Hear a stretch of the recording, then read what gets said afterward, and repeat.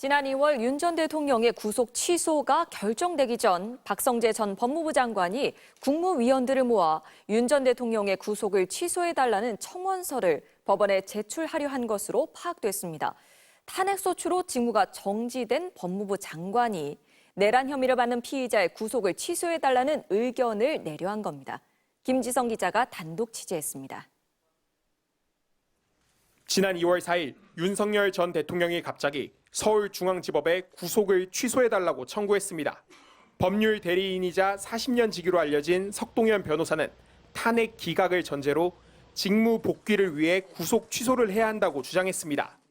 구속 전 피의자 신문 시간만 공제를 하는 것이 법리상 맞다고 판단을 하고 있습니다.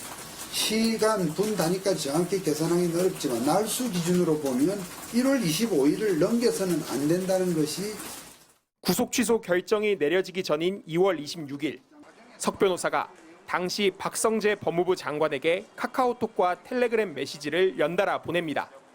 재판부에 윤 전 대통령의 구속 취소를 요청하는 청원서가 담긴 메시지였습니다. 그런데 박성재 전 장관이 실제로 국무위원들을 상대로 구속 취소 청원서 제출을 추진한 것으로 조사됐습니다. 석 변호사로부터 연락을 받은 같은 날 저녁, 유인촌 당시 문체부 장관이 국무위원들이 모인 걸로 추정되는 단체 대화방에 메시지를 남깁니다. 유 전 장관은 박성재 장관께서 대통령님의 구속을 풀어달라는 국무위원들의 탄원서를 재판부로 보내면 좋겠다는 의견을 주셨다며 보시고 의견을 달라고 말합니다.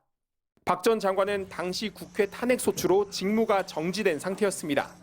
내란 특검은 박 전 장관이 헌재 탄핵심판 과정에서도 윤석열 전 대통령 측과 긴밀히 소통한 정황도 확인했습니다. 박성재 전 장관이 휴대전화에서 증인 홍장원에 대한 반대 신문 사항이라는 문서를 다운로드받은 사실을 파악했기 때문입니다. 특검은 박 전 장관이 윤 전 대통령 측에 홍장원 전 국정원 1차장에 대한 신문 사항을 미리 전달받고 이를 바탕으로 윤 전 대통령의 탄핵 심판 변론을 도운 건 아닌지 의심하고 있습니다. 내란 특검은 박성재 전 장관에 대한 두 번째 구속심사 당시 이런 정황들을 제기했지만 법원은 구속영장을 기각했습니다.